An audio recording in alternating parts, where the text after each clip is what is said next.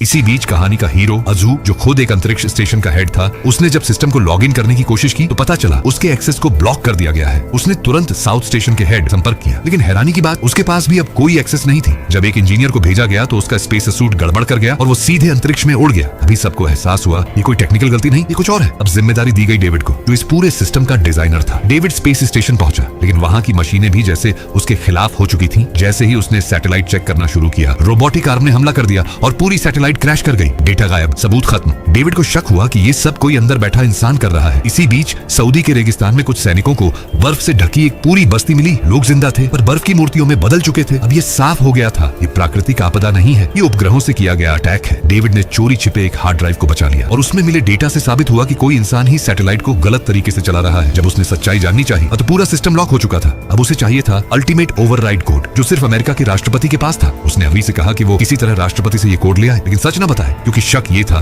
कि असली गुनहगार कोई बेहद ताकतवर व्यक्ति है। और जैसे ही उन्होंने ये बात की, पूरी सिस्टम में अलार्म बज उठा। 200 से ज्यादा सैटेलाइट एक्टिवेट हो चुके थे और अब पूरी दुनिया में विनाश फैलना शुरू हो चुका था। अमेरिका का राष्ट्रपति भाषण दे रहा था, तभी उसकी बॉडीगार्ड, जो असल में डेविड की गर्लफ्रेंड थी, हवा में गोली चलाती है। राष्ट्रपति को सुरक्षित निकाला जाता है, लेकिन उसी अफरा तफरी में बॉडीगार्ड एक फर्जी खतरे का बहाना बनाकर उसे अकेले एक गुप्त रास्ते से ले जाती है और वहां पहले से मौजूद होता है अभी, जो अब दुनिया को बचाने का आखिरी सहारा है।